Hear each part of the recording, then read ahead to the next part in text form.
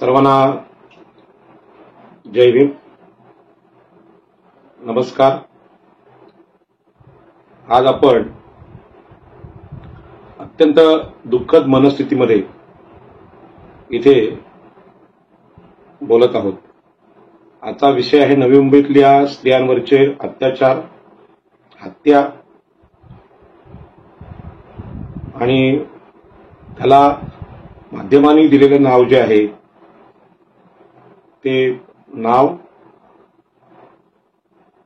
आपल्याला माहित आहे, लव्ह जिहाद एकीकडे चर्चेला आहे आणि त्याच्या मुळाशी असलेला मनुवाद अशा प्रकारचा आज चर्चेचा विषय आहे आणि त्याच्यावर मी बोलणार आहे। आणि म्हणूनच या सगळ्या प्रकरणाची सुरुवात आपल्याला माहित आहे, मागच्या काळात अक्षता म्हात्रे ही आमची आगरी विवाहित तरुणी आहे, माझ्या मित्राची मुलगी आहे। कोपरकर्णे येथील माझे मित्र एका शाळेतले क्लर्क आहेत, आगासकर म्हणून त्यांची मुलगी पदवीधर आहे आणि तिच्या सासरवाडीच्या घरात काही वाद झाले आणि त्या वादामुळे निराश होऊन ती एका मंदिराच्या आश्रयाला गेली आणि त्या मंदिराच्या आश्रयाला गेल्यानंतर तिच्यावर तिथल्या ब्राह्मण पुजाऱ्यांनी सामूहिक बलात्कार केला आणि तिची क्रूरपणे हत्या सुद्धा केली। ही नवी मुंबईतली पहिली घटना। दुसरी घटना उरणची यशश्री शिंदे याची सुद्धा हत्या एका मुस्लिम मुलाने केली आणि तिसरी घटना न्हावे गावामध्ये श्रद्धा रामनाथ भोईर हिला एका आगरी समाजातल्या तरुणाने लग्नाची मागणी घातली आणि तिने नकार दिल्यामुळे तिच्या सुद्धा डोक्यामध्ये लोखंडी रॉड घालून तिचा हत्या करण्याचा प्रयत्न झाला। या तिन्ही घटना जवळपास महिनाभरात झाल्यामुळे नवी मुंबईत हा चर्चेचा विषय होता। कधी मला असं वाटलं नव्हतं की या विषयावर मला बोलावं लागेल आणि म्हणून अत्यंत दुःखद अंतःकरणाने आज मला बोलावं लागतंय।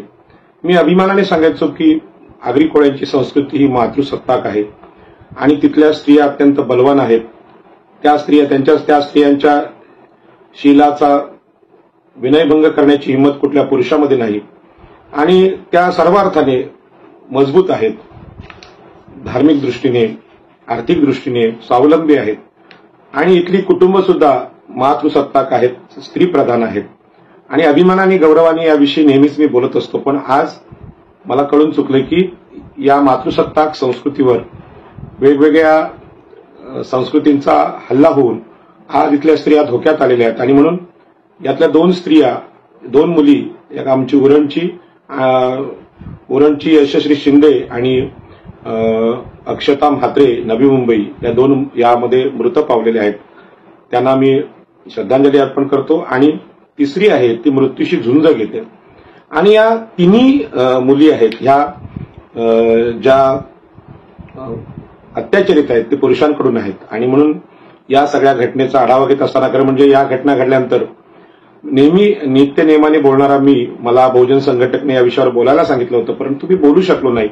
एवढं दुःख या घटनांचं माझ्या मनावर होतं। घटना संवेदनशील होत्या, समाजात वेगळी चर्चा घडवून आणली जात होती। अशा परिस्थितीमध्ये आपण बोलून या समस्येमधल्या ज्या स्त्रिया आहेत त्यांच्या न्यायामध्ये अडचण होऊ नये, पोलिसांना कुठली अडचण होऊ नये आणि म्हणून मी बोलायचं टाळत होतो आणि हे बोलणं टाळलं होतं आणि आता या विषयावर मी बोलायला तयार आहे। परंतु मी पुन्हा एकदा आपल्या महाराष्ट्रातल्या सगळ्या आणि बहुजन संघटकच्या श्रोत्यांना, वाचकांना मी मनापासून सांगतो की या तिन्ही घटनांनी मी अत्यंत दुःखी आहे आणि अत्यंत मन विषण्ण झालेलं आहे आणि म्हणून यावर मी आपल्याशी अतिशय गंभीरपणे बोलण्याची इच्छा प्रदर्शित करतो। बंधू आणि भगिनींनो, की आपण नेहमी चांगल्या संस्कारांच्या गोष्टी करत असतो। आपण मुलांवर चांगले संस्कार केले पाहिजे, आपल्या लहान मुलांवर आपण संस्कार केले पाहिजे, तरुणांवर केले पाहिजे, कुटुंबावर केले पाहिजेत आणि समाजावर सुद्धा चांगल्या संस्कारांची भाषा आपण नेहमी करत असतो।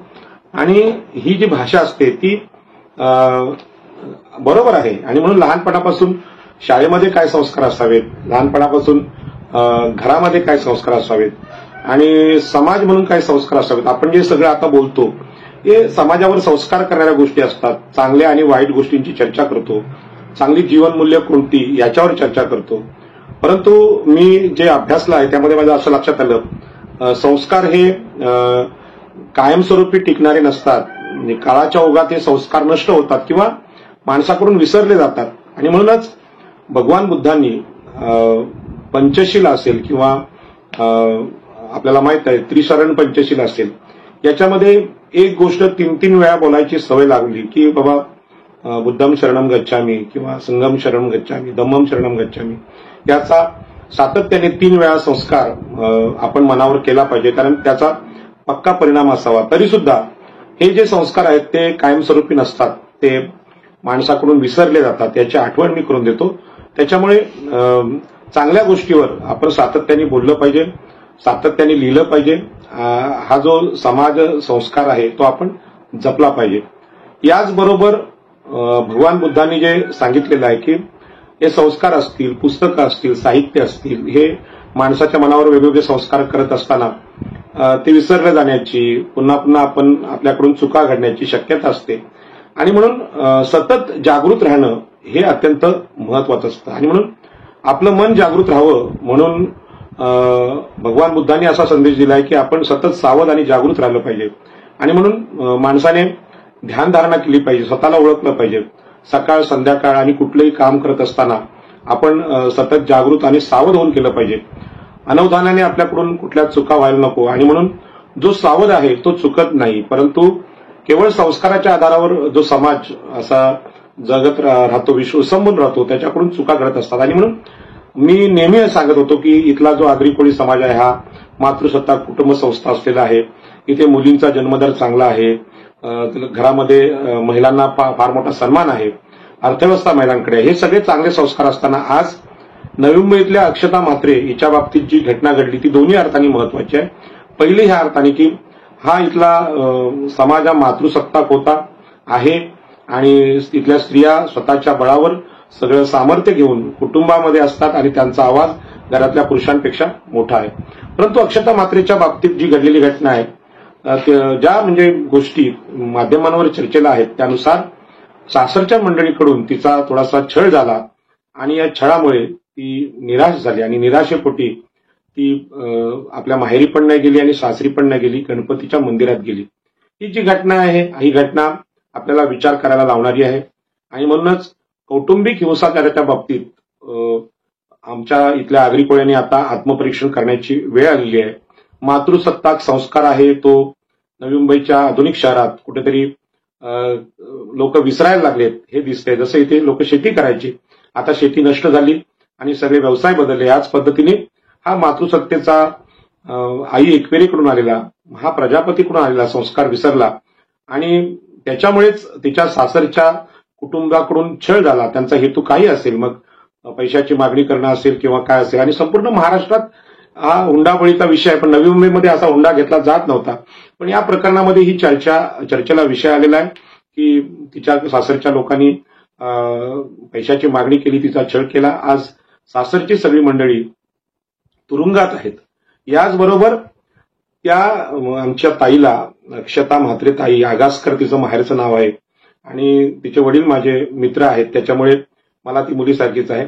आणि ती ज्या मंदिरात शिळफाट्याकडच्या मंदिरात गेली आणि त्या मंदिरामध्ये तिला वाटलं की मला मनशांती भेटेल, परंतु त्या मंदिरामध्ये गणपतीच्या देवावर श्रद्धा असल्यामुळे तिकडे गेली आणि ती दिवसभर राहिली आणि नंतर तिला तिथल्या पुजाऱ्यांनी, ब्राह्मण पुजाऱ्यांनी जेवण दिलं आणि नंतर तिला मला वाटतंय चहातून काहीतरी गुंगीचं औषध दिलं आणि नंतर रात्रभर त्यांनी तिच्यावर बलात्कार केला. आता हे तिन्ही ब्राह्मण पुजारी हे ब्राह्मण आहेत, त्यांची नावं या पद्धतीने आहेत: श्यामसुंदर शर्मा, संतोष कुमार मिश्रा आणि राजकुमार पांडे. हे तिन्ही इथले नाहीत, ते परप्रांतीय आहेत आणि ते ब्राह्मण आहेत. आणि या ब्राह्मणांनी तिच्यावर बलात्कार केला. खरं म्हणजे एक काळ असा होता की इथला जो मातृसत्ताक समाज आहे, इथल्या स्त्रिया आहेत, इथले पुरुष आहेत, ते अत्यंत चिकित्सक होते. म्हणजे बौद्ध लेण्यांचा इतिहास तुम्ही पाहिलात तर ते लोक चिकित्सक आहेत. समुद्रावर जाताना सुद्धा अत्यंत विज्ञानवादी पद्धतीने ताऱ्यांचा, हवामानाचा अंदाज घेऊन जगणारे, भरती ओटीचा, निसर्ग नियमांचा अभ्यास असणारे लोक आहेत. कधीही देवावर किंवा याच्यावर चमत्कारावर विश्वास नसणारे लोक होते. म्हणून समुद्राच्या आतमध्ये भयंकर लाटा आणि वादळ वाऱ्यामध्ये ते जिवंत होते आणि समुद्रात गेलेला आपला पती, आपला मुलगा, आपला पिता यांची वाट पाहत इथली एकटी स्त्री आपल्या कुटुंबाचं, आपल्या शिलाचं रक्षण करत समुद्र किनाऱ्यावर जगली. आणि म्हणूनच या सगळ्या वैभवशाली समाजाला भगवान बुद्धाच्या काळापासून, सम्राट अशोकाच्या काळापासून छत्रपती शिवाजी महाराजांपर्यंत आंतरराष्ट्रीय व्यापारी आरमाराचे पाईक म्हणून खूप मोठा सन्मान मिळाला. पण आता सगळं संपलेलं आहे. आता सागर किनाऱ्यावरच्या जलवाहतूक, सागरी व्यापार संपलेला आहे. मासेमारी सुद्धा प्रदूषणाने संपलेली आहे.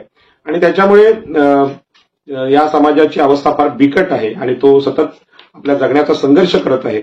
आणि अशा परिस्थितीमध्ये स्वतःचा मनावरचा जो विश्वास होता तो डळमळीत होऊन इथला समाज दैववादाकडे झुकलेला आहे. आणि त्याचा परिणाम म्हणून ही आमची मुलगी त्या मंदिरात गेली आणि त्या मंदिरामध्ये जे पुजारी आहेत, भटजे आहेत, यांच्यावर विसंबून राहिली आणि तिच्यावर बलात्कार तर झाला, तिला मृत्यूला मुकावं लागलं.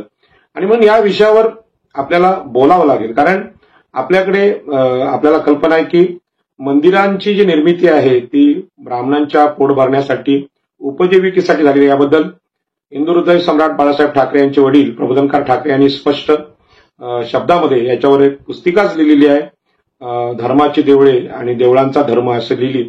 आणि या देवळांच्या धर्माची चिकित्सा आताच्या वैदिक हिंदू समाजाला करणं गरजेचं झालंय. आणि म्हणून नवी मुंबईतली घटना अत्यंत हृदयद्रावक आहे की ज्या मंदिरावर आमचा विश्वास होता किंवा आहे आणि त्या मंदिरातल्या पुजाऱ्यांवर विश्वास होता, त्यांनीच जर बलात्कार केला तर या घटनेची महाराष्ट्राने दखल घेतली पाहिजे. परंतु नवी मुंबईतल्या घटनेची जास्त चर्चा मीडियामध्ये पण झाली नाही, नवी मुंबईकरांनी पण केली नाही. जी काही आंदोलनं गावोगावी झाली त्यामध्ये त्या पुजाऱ्यांना, त्या ब्राह्मणांना फाशीची शिक्षा द्या अशी पोलिसांकडे मागणी झाली.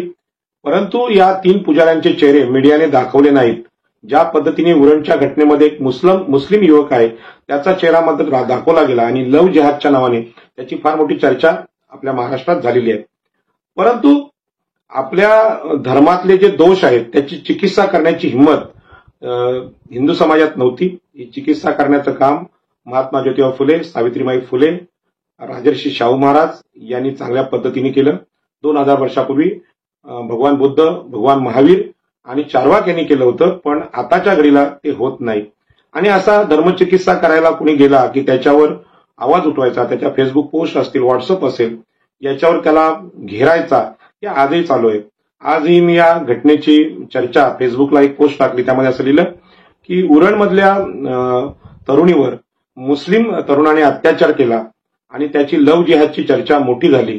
आणि नवी मुंबईमध्ये अक्षता मात्रेवर 3 ब्राह्मणांनी, पुजाऱ्यांनी बलात्कार केला. म्हणजे हिंदू धर्मातले देवांच्याही पेक्षा मोठे असलेले भूदेव यांनी जर असा बलात्कार केला तर त्याची चर्चा होत नाही. फक्त गुन्हेगारांना फाशी द्या, त्या ब्राह्मणांचे फोटो सुद्धा मीडिया दाखवत नाही. हा जो दुजाभाव आहे तो का? म्हणजे आपल्या धर्माचे आहेत म्हणून त्यांना त्यांचे लाड करायचे, त्यांना माफ करायचं, आणि दुसऱ्या धर्मातला आहे तर त्याच्यावर प्रचंड गदारोळ करायचा, ही जी वृत्ती आपल्या धर्मामध्ये आहे त्याची चिकित्सा झाली पाहिजे. तिसरी घटना आहे ती हिंदू तरुणी आणि हिंदू तरुण, म्हणजे आगरी तरुण आणि आगरी तरुणीचाच ते भांडण आहे. आगरी तरुणाने त्या मुलीला मारलेलं आहे. याचा सगळ्याचा अभ्यास आपण, आपली जी मानसिकता आहे भारताची, त्या मानसिकतेच्या दृष्टीने आपण केला पाहिजे असं मला वाटतं.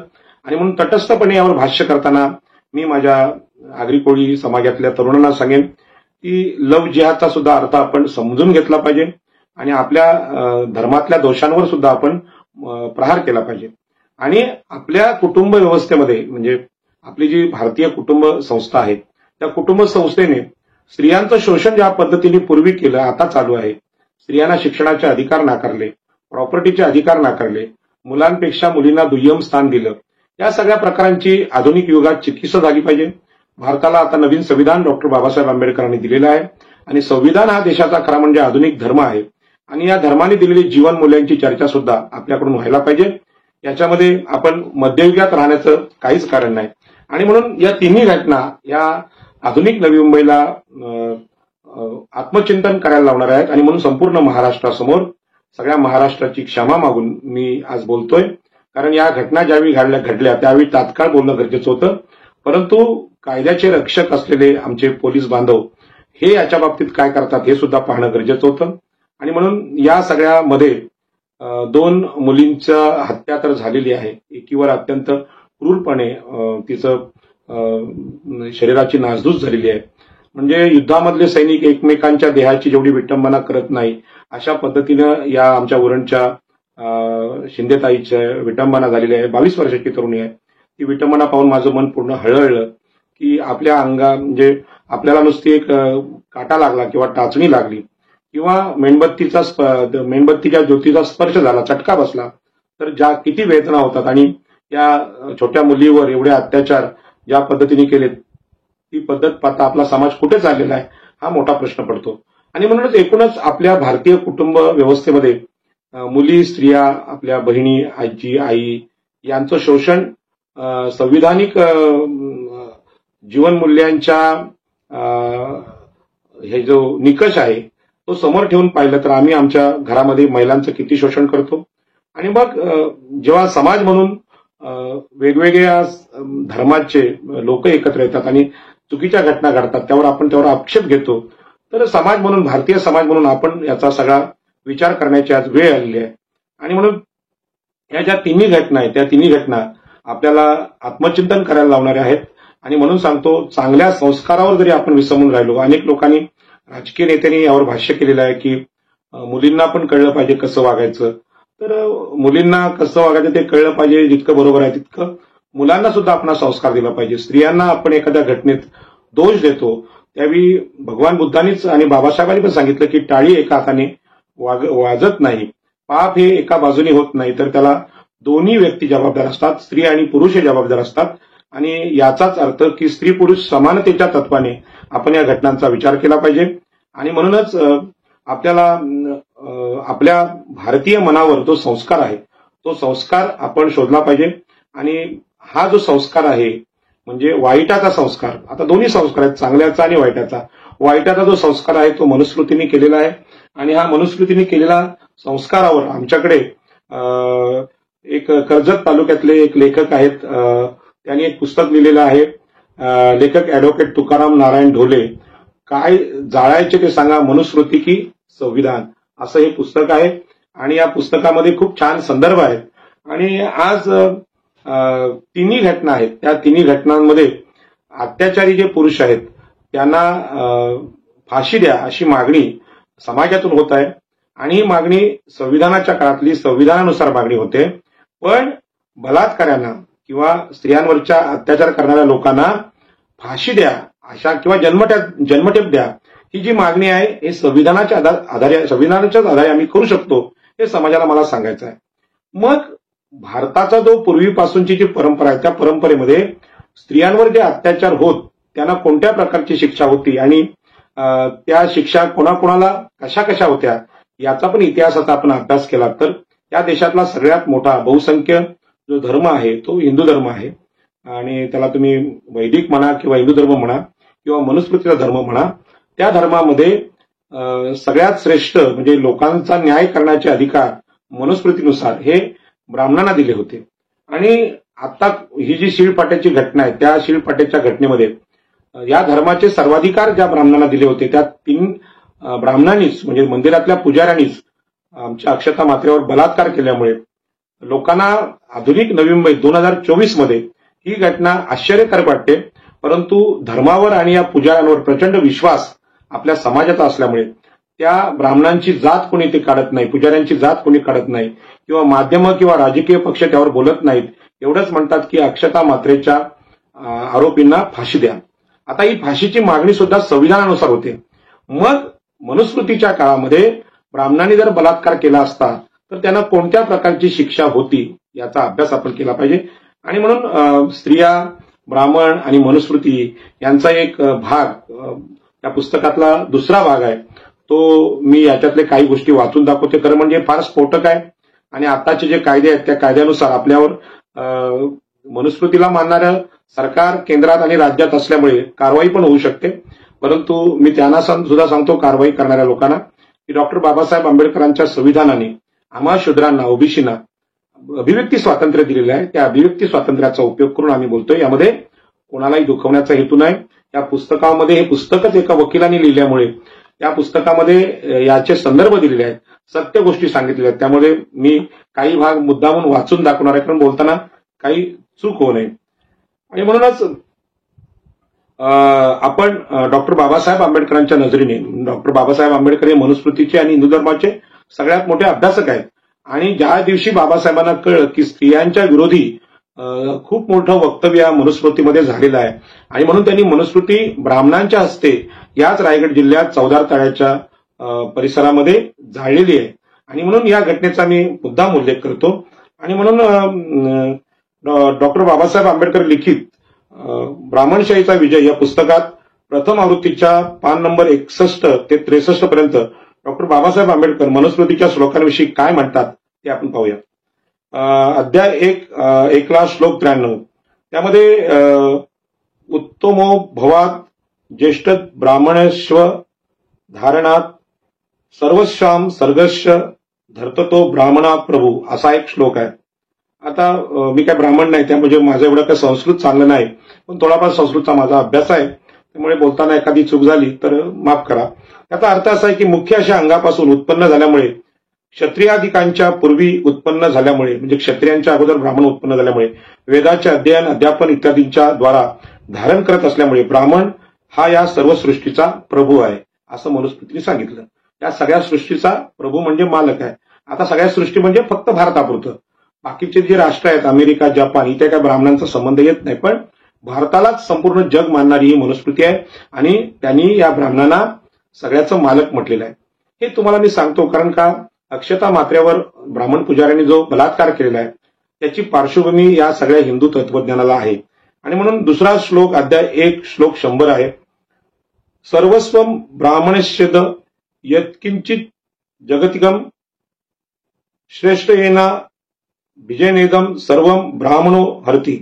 अर्थ, या जगामध्ये जेवढे म्हणून धन आहे ते सर्व जणू ब्राह्मणांचेच आहे, कारण श्रेष्ठता व कुलीनता या दोन गुणांमुळे त्या सर्वांस ब्राह्मण योग्य आहे. ही मनुस्मृती म्हणते की सगळं काही धन आहे ते ब्राह्मणांचंच आहे. आणि म्हणून आपल्याला माहित आहे की ओबीसी, एससी, एसटी हे तर कुठलेही धन त्यांच्याकडे नव्हतं. धन अर्जन करणं किंवा संपत्ती जमा करण्यातले कुठले अधिकार नव्हते. आणि म्हणून आता आरक्षणाची जी लढाई आहे ती आरक्षणाची लढाई क्षत्रिय म्हणजे मराठ्यांना समजत नाही, कारण का ते धर्मामध्ये नेहमीच धनवान आणि सगळ्यांचे मालक होते, राज्यकर्ते होते, पण ओबीसी, एससी, एसटी आणि स्त्रियांना कुठलेच अधिकार नव्हते. या विषयाची चर्चा आरक्षणाच्या चर्चेत होत नसल्यामुळे आम्हाला पण आरक्षण पाहिजे. ब्राह्मणांनी तर स्वतःला गरीब घोषित करून ईडब्ल्यूएस आरक्षण घेतलं, मराठ्यांना पण ते मिळत होतं, परंतु मराठी आता राजकीय आरक्षण पाहिजे म्हणून ओबीसींचं पण आरक्षण मागायला लागलेत. पण यामध्ये मनुस्मृतीमध्ये या विषमतेचं वर्णन इथे स्पष्टपणे सांगितलेलं आहे. म्हणून ब्राह्मणांना भूदेव, पृथ्वीचे मालक म्हणून संबोधलेले आहे. पुन्हा एकदा सांगतो, अक्षता मात्रेवर बलात्कार करणारे ब्राह्मण यांना मनुस्मृतीने भूदेव मानलेला आहे. आणि आता जो ब्राह्मणवाद आहे तो या देशात प्रभावी होत असल्यामुळे, आज ब्राह्मण राज्यकर्ते असल्यामुळे आणि मनुस्मृतीने यांना भूदेव म्हटल्यामुळे आपल्या सगळ्या ज्या नवीन पिढ्या आहेत तिथल्या स्त्रियांना, मुलींना असं वाटतं की ब्राह्मण म्हणजे विश्वास, ब्राह्मण म्हणजे देव आणि आईवडिलांपेक्षा विश्वासाचं ठिकाण आहे आणि म्हणून तिथे काही होणार नाही अशी श्रद्धा किंवा अंधश्रद्धा स्त्रियांच्या मनात आहे. अनेक मंदिरांमध्ये स्त्रियांवर अत्याचार झालेत. अगदी पंढरपूर मंदिरामध्ये गर्दीमध्ये सुद्धा अत्याचार झाल्याच्या घटना चर्चेला आलेल्या आहेत. आणि म्हणून हे ऐकणाऱ्या स्त्रियांनी याचा सुद्धा विचार केला पाहिजे. ही जी श्रद्धा परंपरेने मनुस्मृतीची आली त्याची चिकित्सा झाली पाहिजे. चिकित्सा डॉक्टर बाबासाहेब आंबेडकरांनी आपल्याकडे केलेली आहे. ब्राह्मणांनी या शब्दाची व्याप्ती वाढून इतर वर्णाच्या स्त्रियांशी कामक्रीडा करण्याचा हक्क ब्राह्मणांना आहे असा त्याचा अर्थ लावला. अत्यंत वाक्य महत्वाचं आहे. त्यांनी सांगितलं की आम्ही पृथ्वीचे मालक आहोत. तर पृथ्वीचे मालक असल्यामुळे स्त्रिया ह्या वस्तू आहेत, त्या माणूसच नाही. माणूस नाहीतच मुळी, त्यांना मानवी अधिकारच नाही. आणि म्हणून त्यांच्याशी स्वतःच्या कामक्रीडा करण्याचा अधिकार आम्हाला आहे असा त्याचा अर्थ लावला गेला. हे वाक्य सुद्धा आता महत्वाचं आहे, कारण ब्राह्मण पुजाऱ्यांना त्या मंदिरात आलेली आमची अक्षता म्हात्रे माहित होती. ती घराला कंटाळून, घरातून निराश होऊन, छळाला कंटाळून देवाकडे आलेली आहे. तर तिचं रक्षण करणं धर्माचे प्रमुख म्हणून त्यांचं काम होतं. त्या रक्षणकर्त्यांनी जेव्हा बलात्कार केला तेव्हा तिला ठार केलं, तेव्हा या देशात आणि महाराष्ट्रात धर्माची चिकित्सा करण्याची वेळ आलेली आहे. परंतु याची चिकित्सा आपलं सरकार करणार नाही, पोलीस स्टेशन करणार नाही. त्यांना फाशी देण्याची कारवाई काही दिवस समाज शांत होईपर्यंत चालू राहील. कदाचित पुराव्यांअभावी त्यांना मुक्त सुद्धा केलं जाईल. परंतु हा विषय एवढाच नाही. जसं स्त्रीभ्रूण हत्येच्या बाबतीत मी नेहमी बोलतो की स्त्रीभ्रूण हत्या करत असताना डॉक्टर जी मशिनरी वापरतात, डॉक्टर असतात, स्त्रीभ्रूण हत्या तपासणारे आईवडील असतात, हे जितके दोषी आहेत त्यापेक्षा ज्या मनुस्मृतीने गर्भात येणारी मुलगी ही हलकी आहे, हे कमी आहे, तिला मारलं पाहिजे, हा संस्कार मनुस्मृती देते. ती मनुस्मृती नष्ट करणं समाजातून हे खरं म्हणजे पोलिसांचं काम आहे, कायद्याचं काम आहे. परंतु तसा युक्तिवाद न्यायालयात होत नाही, म्हणजे उच्च न्यायालयात होत नाही, तालुका न्यायालयात होत नाही, जिल्हा न्यायालयात होत नाही, सर्वोच्च न्यायालयात होत नाही. कारण आपण मनुस्मृतीच्या शोषणामुळे संविधान आणलेलं आहे, या गोष्टी विसरून गेलो. बाबासाहेब आंबेडकरांचा संघर्ष विसरून गेलो. बाबासाहेब आंबेडकरांसारख्या महान जागतिक विद्वानानं मनुस्मृती का जाळली हे आम्ही समजून घेत नाही. आणि म्हणून मंदिरात जात असताना आम्ही मनुस्मृती वाचलेली असली पाहिजे, तेव्हाच आपण मंदिरात प्रवेश केला पाहिजे. कारण मंदिराच्या विषयी खूप मोठी चर्चा प्रबोधनकार ठाकरे यांनी केलेली आहे. या देशातले पेरियार असतील, बाबासाहेब आंबेडकर असतील, अनेक समाज सुधारणांनी यावर चर्चा केली आहे, पण आपण ही चर्चा करत नाही. म्हणून आजचा विषय हा अत्यंत गंभीर आहे. आणि म्हणून आम्ही इतर वर्णाच्या कोणत्याही स्त्रीशी कामक्रीडा करू शकतो, अशा प्रकारचा अर्थ त्या काळी ब्राह्मणांनी लावला. आणि तो अर्थ 2024च्या आजच्या घटनेमध्ये, म्हणजे नवी मुंबईच्या घटनेमध्ये आज आपल्याला प्रत्ययाला येतोय. आणि म्हणून अगदी राण्या या नियमाला सुटल्या नाहीत, म्हणजे ब्राह्मणांच्या तावडीतून राजाच्या राण्या सुद्धा सुटल्या नाहीत, असं या पुस्तकात पुराव्यासहित म्हटलेलं आहे. आणि म्हणून लुडोव्हिस्को दी वारमेथा हा भारतात प्रवासी म्हणून इसवी पूर्व 1502 मध्ये आला आणि त्यांनी कालिकेतला ब्राह्मणांची खालील गोष्ट नोंदवलेली आहे. ती गोष्ट आहे, तो लिहितो की हे ब्राह्मण कोण आहेत हे समजून घेणं योग्य आणि मनोरंजक आहे. ते धर्मातील प्रमुख आहेत. आमच्याकडील पुजाऱ्यासारखे त्याचे स्थान आहे. म्हणजे हा जो प्रवासी आहे त्यांच्या देशातल्यासारखे.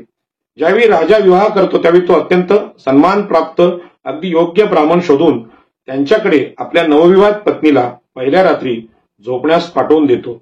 तिचे कौमार्य खुडून टाकण्यासाठी त्याची योजना करतो. दी ट्रॅव्हे ऑफ लुडो विकी वार्थेमा, प्रकाशक हक्क्यात निष्काय, पान नंबर 141. वार्थेमा पुढे लिहितो, ही क्रिया करण्यासाठी ब्राह्मण अगदी खुशीने जातो. अशी कल्पना करू नका, त्यासाठी राजा त्याला 400 ते 500 ड्युकॉट देतो. म्हणजे चलन आहे, चलनाचं नाव आहे. म्हणजे राजा त्या ब्राह्मणाला दक्षिणा देऊन हे काम करायला सांगतो. हे काय तो राजाला वेळ लागले म्हणून नाही, तर मनुस्मृतीचे ते आदेश आहेत. आणि म्हणून आताच्या घटनेमध्ये ब्राह्मणांनी आधुनिक शहरात, म्हणजे नवी मुंबई सारख्या आधुनिक शहरात, कॉस्मोपॉलिटन शहरात, जिथे पोलीस आणि कायदे अत्यंत प्रगत आहेत, न्यायालय गतिमान आहेत, मुंबईच्या जवळ आहेत, अशा ठिकाणी सुद्धा हे बलात्कार करण्याचं धाडस केलं. यामध्ये अंधश्रद्धा असलेल्या आमच्या स्त्रियांची मानसिकता याला जेवढी जबाबदार आहे त्यापेक्षा ज्या मनुवादी मानसिकतेमध्ये इथले पुजारी आणि ब्राह्मण जगत आहेत त्याची पोलिसांना कल्पना नाही. आणि म्हणून आदरणीय नीलमताई गोरे यांनी, म्हणजे ज्या सभापती आहेत विधान परिषदेच्या, त्यांनी सांगितलं की ब्राह्मण पुजारींचं चारित्र्य तपासणी किंवा चारित्र्य सर्टिफिकेट पोलिसांनी घ्यावं. अत्यंत क्रांतिकारी मागणी त्यांनी केली आणि हे खरोखर झालं पाहिजे. जसं आज भाड्याने आपण भाडोत्री ठेवतो त्यावेळी आपण त्या भाडोत्रीचा जो इतिहास आहे त्याचा आधार कार्ड, पॅन कार्ड घेतो आणि त्याचा पूर्व इतिहास तपासतो आणि त्यानंतरच त्याला भाड्याने ठेवतो. याच पद्धतीनं ब्राह्मण पुजाऱ्यांची तपासणी स्थानिक पोलिसांनी केली पाहिजे अशी मागणी या निमित्ताने मी करतो. याच पद्धतीनं खरोखर ब्राह्मण पुजारी, म्हणजे आपण पुजारी म्हणून ज्या भावुकतेने आदराने त्यांच्याकडे बघतो, तर खरोखर संविधानिक जीवनमूल्य या ब्राह्मणांमध्ये आहेत का, किंवा ते व्यसनाधीन आहेत का? आज त्यांच्याकडे असलेला व्यसनी पदार्थ, म्हणजे याला भांग हा शब्द वापरतात, कारण ते तिकडेचे उत्तर प्रदेश, बिहारकडचे, राजस्थानकडचे ब्राह्मण होते, त्यांच्याकडे ते होतं आणि त्या भांगेचा उपयोग करून त्या अक्षता मात्रेला बेहोश केलेला आहे. त्याच्यामुळे या मंदिरांची सुद्धा तपासणी वेळोवेळी पोलिसांनी केली पाहिजे. असे कुठले नशिले पदार्थ किंवा नशा करणारे लोक असतील तर सार्वजनिक जीवनात जगण्याचा त्यांना अधिकार नाही. ही चिकित्सा पोलिसांनी करावी अशी विनंती मी या घटनेनुसार करतो. कारण महाराष्ट्रात आणि देशातल्या कुठल्याही स्त्रिया त्याला बळी पडू नयेत. केवळ मंदिरांचीच नाही, जेवढी प्रार्थना मंदिरं असतील, चर्च असेल, मस्जिद असेल, गुरुद्वारा असतील, या सगळ्यातले जे पुजारी म्हणून तिथे असतात, मौलवी असतात, यांची अशा प्रकारची चिकित्सा करावी. कारण प्रश्न भारतीय स्त्रियांच्या सुरक्षेचा आहे आणि स्त्रियांच्या सुरक्षेचा विचार घेऊन मी इथे बोलतोय. आणि म्हणून ही जी गोष्ट आहे, राजा म्हणजे देणगी देऊन त्या ब्राह्मणाला हे काम सांगायचा, एवढ्या प्रकारची चुकीची व्यवस्था आपल्या देशात होती. त्याच भारताचे आम्ही नागरिक आहोत आणि ह्या सगळ्या व्यवस्था उद्ध्वस्त करण्यासाठी डॉक्टर बाबासाहेब आंबेडकरांनी मनुस्मृती जाळली आणि संविधान आणलं. त्यामुळे ही घटना, नवी मुंबईची घटना, याची चर्चा जरी महाराष्ट्रात झाली नसली, देशात जरी झाली नसली, मीडियाने कुठली केली नसती, कारण या ब्राह्मणी व्यवस्थेच्या विरोधात बोलायला लोक घाबरतात आणि चर्चा मात्र या लव्ह जिहादची मात्र मोठी होती. त्याची सुद्धा चर्चा आपण करणार आहोत. ते काही सुटलेले नाहीत. आपण भारताचे नागरिक आहोत आणि संविधानानुसार बोलण्याचा अधिकार आपल्याला दिलेला आहे. ज्या ज्या धर्मात चुकीच्या गोष्टी आहेत आणि ज्या सगळ्या धर्मातल्या स्त्रियांना त्या धोकादायक होत असतील तर त्याची चिकित्सा आपण केली पाहिजे, न घाबरता केली पाहिजे असं मी मानतो. आणि म्हणून अशी ही धर्म परंपरा आहे. स्त्रियांची अब्रू खुलेआम लुटणाऱ्या अशा या घातक व विषारी परंपरेला आज कोणी थारा देईल का, हा मोठा प्रश्न आहे. पण आज ही घटना नवी मुंबईत घडलेली असल्यामुळे मला हाच प्रश्न विचारावासा वाटतो की ब्राह्मण पुजारांची ही जी कृती आहे बलात्काराची आणि मंदिरात विश्वासाने आलेल्या महिलेचा बलात्कार करून, मुंगीचं औषध देऊन बलात्कार करून तिला ठार करण्याची जी कृती आहे, अशा परंपरेला कोणी थारा देईल का? परंतु त्या ब्राह्मण पुजाऱ्यांच्या मनात काय आहे हे सुद्धा आपण तपासलं पाहिजे. कुणीही थारा देणार नाही, परंतु हे धर्मामध्ये लिहिलेल्या गोष्टी आहेत. या गोष्टी अशा चमत्काराने किंवा अचानक घडलेल्या नाहीत आणि महाराष्ट्राने यावर चर्चा केली पाहिजे. आणि म्हणून a new account of the first India 1744 खंड 1 पान 310 हॉमिल्टन नावाचा दुसरा लेखक लिहितो की सॅमोरींनी विवाह केला तर त्याने आपल्या पत्नीने जोपर्यंत नंबोद्रीशी म्हणजे नंबोद्री ब्राह्मणाशी किंवा धर्माच्या मुख्य पुरोहिताशी संभोग केला नाही तोपर्यंत तिला पतीशी संभोग करता येत नाही. आणि यावर जर इच्छा झाली तर तो पुरोहित सतत 3 रात्री तिचा उपभोग घेऊ शकतो, कारण तिच्या कौमार्याचे पहिले फळ तिने पवित्र आहुती म्हणून ती ज्या देवाची पूजा करते त्याला दिले पाहिजे. अशा प्रकारचं ह्यामध्ये लिखित आहे. सर्व जीवांचा निर्माता देव आहे. त्याने जे जीव निर्माण केले त्या सर्वांचा तो पिता आहे. म्हणजेच मानवाचाही पिता देवच आहे. आणि त्याच देवाला म्हणजेच आपल्या पित्याला आपल्या कौमार्याचे पहिले फळ उपभोगण्यास स्त्रीने आपले शरीर अर्पण करावे, ही केवढी घृणास्पद पद्धती आहे. देव म्हणजे देवाचा अर्थ ब्राह्मण असा आहे. आणि ते पण एका ब्राह्मणाला देवस्थानी मानून आपले शरीर पतीपूर्वी अर्पण करावे, म्हणजेच कौमार्याचा पहिला उपभोग देवाने पित्याने घेतला. त्यात धन्यता व आनंद मानण्यासारखी काय मौल्यवान खास बाब आहे. आजचा सुज्ञ माणूस हे सहन करील का? आणि म्हणून हा सगळा धर्म म्हणून आपल्या देशात लादलं होतं आणि अनेक समाज सुधारकांनी इथे येऊन या चुकीच्या प्रथा परंपराचा विनाश केला. बाबासाहेबांनी मनुस्मृती जाळली आणि आज आपण इथपर्यंत आलो. तरी सुद्धा त्या मनुस्मृतीचे अंश नवी मुंबई सारख्या शीळ फाट्यावरच्या एका गणपती मंदिरात आज दिसतात. याच्याविषयी बोलायला लोक घाबरतात, कारण धर्म, देवळं आणि ब्राह्मण हे श्रद्धेचे विषय आहेत आणि या विषयावर कोणी बोलायला तयार नाही. आपल्या संविधानाने धर्मश्रद्धा आहे, त्यांना मोकळं सोडलेलं आहे, परंतु याची चिकित्सा आपल्याला करण्याचा अधिकार सुद्धा संविधानाने दिलेला आहे. त्याच्यामुळे आपण यावर चर्चा करतोय. बंधू आणि भगिनींनो, डॉक्टर बाबासाहेब आंबेडकर पुढे लिहितात, मुंबई प्रांतात वैष्णव पंथातील पुरोहित स्त्रीच्या कौमार्याचा पहिला उपभोग घेण्याचा हक्क सांगतात. वैष्णव पंथाच्या मुख्य पुरोहितांनी मुंबईच्या उच्च न्यायालयात करसनदास मुळजी यांचेवर खटला भरला होता. यावरून या वेळेपर्यंत आपल्या पंथातील नवविवाहित पत्नीचा प्रथम उपभोग घेण्याचा पुरोहिताचा हक्क अंमलात होता हे सिद्ध होते. म्हणजे बाबासाहेब आंबेडकरांच्या या काळातली घटना आहे आणि बाबासाहेब आंबेडकरांनी फार मोठा धोका पत्करून या कुप्रथा, महिलांच्या विरोधातल्या कुप्रथा संपवल्या. हिंदू कोड बिलाचा विषय आपल्याला पण माहित आहे. माझ्यासारख्या तरुणाला आज 50 मध्ये या विषयावर बोलायला सुद्धा भीती वाटते, कारण एवढ्या आक्रमकपणे या देशामध्ये आजचं वातावरण आहे. आणि म्हणून या केसचा निकाल पुरोहिताच्या विरुद्ध लागलेला दिसून येतो. नाहीतर ही प्रथा आजही सुरू असती हे यावरून दिसून येते. या केस नंतर वरील क्लिष्ट प्रथा बंद झाल्याचे दिसून येते. आणि म्हणून अशा प्रकारच्या ह्या ज्या प्रथा आहेत, या प्रथा परंपरा स्त्रियांच्या विरोधी होत्या. आज या तिन्ही घटना आपल्याकडे घडलेल्या आहेत त्या वेगवेगळ्या आहेत. म्हणजे एका घटनेमध्ये ब्राह्मणांनी अत्याचार केलाय, दुसऱ्या घटनेमध्ये मुसलमानांनी आमच्या एका बौद्ध मुलीवर अत्याचार केलाय आणि तिसऱ्या घटनेमध्ये आगरी मुलीवर लोखंडी रॉडने हल्ला करतो. हिंदू लोक करतो, परंतु हल्ला हा स्त्रियांवरच होतो हे त्यातलं साम्य आहे. आणि म्हणून या गोष्टी उगाच आलेल्या नाहीत, चुकीच्या संस्काराने आलेल्या. म्हणून चुकीचे संस्कार गेले पाहिजेत, चांगले संस्कार आले पाहिजेत. चांगल्या संस्कारांची चर्चा सातत्यपूर्ण झाली पाहिजे आणि जे कुणी स्वतःला चांगलं ठेवण्याचा प्रयत्न करतात त्यांनी जागृत राहून स्वतःच्या मनातून, स्वतःच्या हातून, स्वतःच्या शरीराकडून ज्या ज्या वाईट गोष्टी होतात त्या आपण सावध राहून टाळल्या पाहिजे. आणि म्हणून भगवान बुद्धांनी विपश्यनेसारखं शास्त्र आपल्या देशात दिलेलं आहे. आणि या ध्यानधारण्याचा अभ्यास केल्यानंतर आपल्याला हे बारकावे कळतात. मी सुद्धा अलीकडे विपश्यनेचा अभ्यास करायला लागलोय आणि म्हणून एवढं खात्रीने मी त्यावर बोलू शकतो. आणि म्हणून हा जो राजाची राणी असेल किंवा कोणाची स्त्री असेल, पहिल्या रात्री भोगण्याचे अधिकार ब्राह्मणांना त्या काळात प्राप्त झाले होते. आणि म्हणून हा हक्क सर्वसाधारण माणसास, विशेषतः कनिष्ठ वर्गाला लागू झाल्यानंतर ब्राह्मण त्या हक्काचा विस्तार करण्यास कचरत असत. आणि विशेषतः मलबारमध्ये हे झालेले आहे. येथे म्हणून ब्राह्मणांना भूदेव, पृथ्वीचे मालक संबोधले व या शब्दाची व्याप्ती वाढून ब्राह्मणांनी इतर वर्णाच्या स्त्रिया भोगण्याचा हक्क ब्राह्मणांना आहे असा अर्थ लावला. हे विशेषतः मलबारमध्ये झालेले आहे. तेथे गॅजेटेड ऑफ मलबार अँड अँटिगो डिस्ट्रिक्ट लेखक CA इनेस खंड 1 पान 15 यामध्ये लिहिले आहे. ब्राह्मण जात मुलायम पद्धतीची अंमलबजावणी करतात. त्यानुसार मूल हे पित्याच्या कुटुंबाचा भाग असते. ते आपल्या जातीत नियमितपणे विवाह करतात. विवाहाला कायद्याची व धर्माची मान्यता असते. परंतु ब्राह्मण हे कनिष्ठ जातीच्या स्त्रियांशी संबंध ठेवतात. परंतु एवढ्यानेच भागत नाही. लेखक पुढे काय लिहितो पहा. अशा संबंधातील दोन्ही व्यक्ती या कुटुंबाचा घटक बनत नाहीत.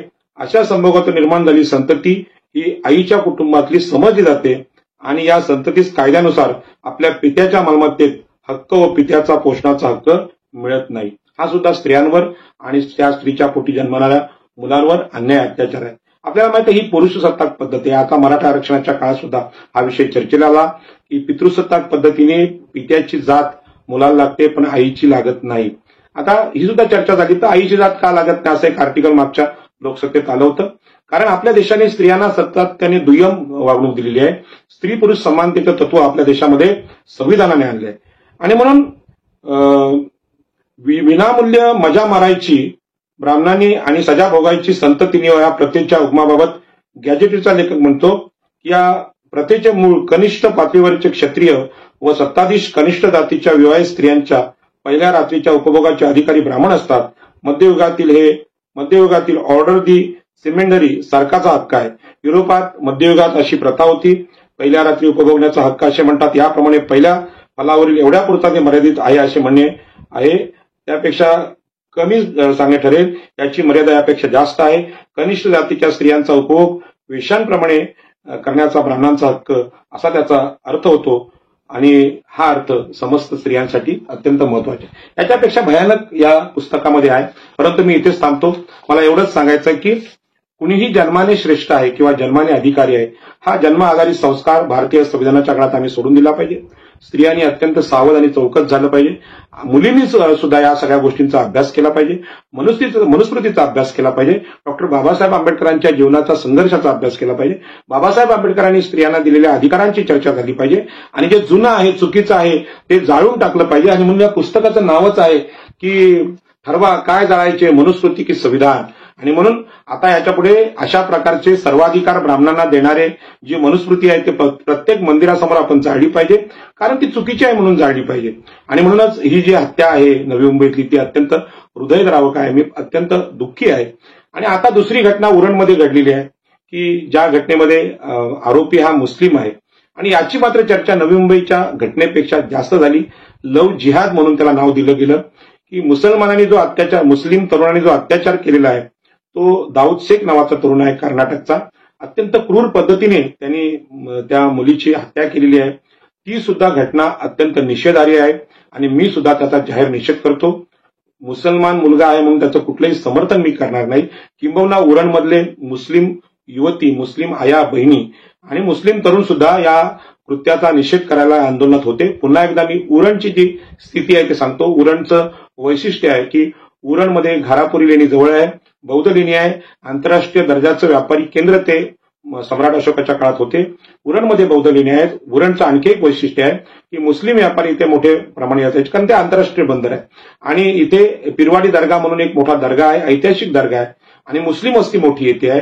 यामध्ये शुद्धता माता चर्च आहे, ख्रिश्चनांचं ईस्ट इंडियन लोकांचं चर्च आहे. 15व्या शतकातलं ते चर्च आहे. म्हणजे पोर्तुगीज जेव्हा इथे आले तेव्हा त्यांची ते वस्ती होती, ते किल्ला होता. म्हणजेच ख्रिश्चन नंतर म्हणजे ईस्ट इंडियन, मुस्लिम आणि बौद्ध आणि हिंदू, जैन ह्या सगळ्या जाती धर्माचे व्यापारी वगैरे लोक इथे राहतात आणि गुण्यागोविंदाने राहतात. आणि उरणमधलं आणि पनवेलमधलं वातावरण हे जसं भारताचं सर्व धर्म सुखाने आणि संयमाने किंवा बंधुभावाने राहतात संपूर्ण देशात, अशा प्रकारचं वातावरण इथलं आहे. आणि हे वातावरण तोडण्याचा प्रयत्न झाला. मुसलमानांनी अत्याचार केला म्हणून लव जिहाद हे त्याला नाव दिलं. आपल्याला माहिती आहे की बाबा आंतरराष्ट्रीय, आंतरजातीय, आंतरधर्मीय अनेक लग्न आपल्याकडे आज आधुनिक काळात होत असतात आणि ते कधी प्रेम प्रकरणातून होतात किंवा ठरवून केलेली लग्न सुद्धा होतात. आंतरजातीय, आंतरधर्मीय अनेक हिंदू नेत्यांच्या मुलींनी मुस्लिम नवरे केलेले आहेत आणि सगळ्याला आपल्याला माहिती त्यांची नावं काही मी घेत नाही. अडवाणींपासून सगळे म्हणजे अनेक लोकांच्या घरामध्ये हिंदू मुस्लिम असे विवाह झालेले आहेत. ते प्रेम प्रकरणातून झाले असतील किंवा काही, परंतु आपल्या धर्मातले जे दोष आहेत, आपण केलेले अत्याचार आहेत, त्यावर चर्चा नाही करायची. दुसऱ्या धर्मांनी केलं की त्याला दोष द्यायचा, ही चुकीची पद्धत आहे, ही विवेकी पद्धत नाही. आणि म्हणून तिसरी घटना जी उरणमध्ये घडलेली आहे ती हिंदूंमधली आहे. पण ती हिंदूंमधली घटना असली तरी काय ती स्वागताची नाही, तर त्यामध्ये सुद्धा एका मुलीवरच अन्याय झालाय. आणि म्हणून या सगळ्या घटना महात्मा ज्योतिबा फुले यांच्या भाषेत स्त्री शूद्राती शूद्रांचं शोषण या निकषाने आपण तपासलं पाहिजे. या देशामध्ये स्त्रिया, शूद्र, अतिशूद्र यांच्यावर अन्याय होतो आणि अन्याय करणारे मनुस्मृतीचे मालक ब्राह्मण, क्षत्रिय, वैश्य आहेत. इतर धर्मामध्ये, मुसलमान धर्मामध्ये सुद्धा स्त्रियांमध्ये जी बुरखा पद्धत आहे ती चुकीची आहे. आज जग आधुनिकतेकडे वाटचाल करते, त्यामध्ये सगळ्यात मोठी आधुनिकता डॉक्टर बाबासाहेब आंबेडकरांनी सांगितली. ज्या धर्मातल्या, ज्या समाजातल्या स्त्रिया सगळ्यात जास्त शिक्षित असतील, पुढारलेल्या असतील आणि स्त्री आणि पुरुष समानतेने वागत असतील त्या समाजात, तर तो समाज प्रगत आहे, अशा प्रकारची व्याख्या डॉक्टर बाबासाहेब आंबेडकरांनी आपल्याकडे केलेली आहे. या अर्थाने आम्ही स्त्रियांना कमी लेखत असू, मग तो समाज हिंदू असेल, वैदिक असेल, तो समाज मुस्लिम असेल, तो समाज ख्रिश्चन असेल किंवा जैन असेल, पारशी असेल, ते स्त्रियांना जर कमी लेखत असतील तर भारतीय संविधान आणि संविधान निर्मात्याच्या तत्वाने जर तुम्ही स्त्रियांना कमी लेखत असाल तर तो समाज प्रगत नाही तर अधोगतीला गेलेला आहे, असं बाबासाहेब आंबेडकर सांगतात. आणि म्हणून भारताच्या आताच्या स्थितीची जर चर्चा करायची झाली तर ती संविधानानुसार झाली पाहिजे.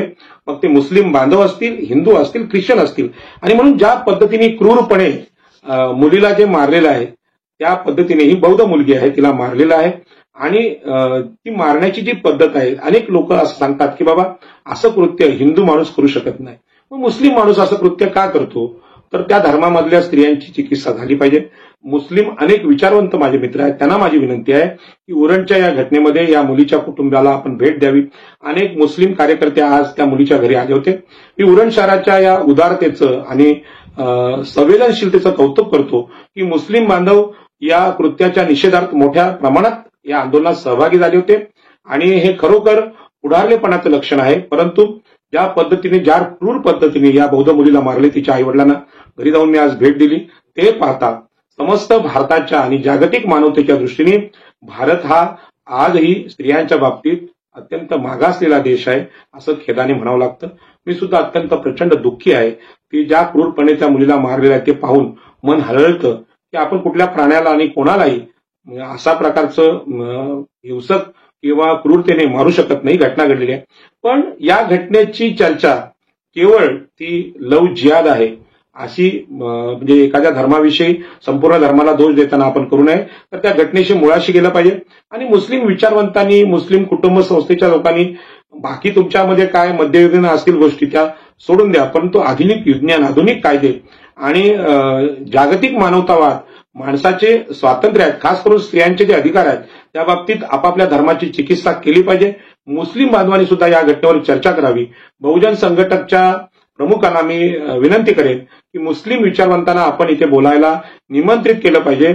आता तुम्ही सगळे बौद्ध लोक आहात, परंतु एका हिंदू असलेल्या राजाराम पाटलांना आपण बोलायला सांगता, पण मुस्लिम विचारवंत बोलले पाहिजेत, ख्रिश्चन विचारवंत बोलले पाहिजेत.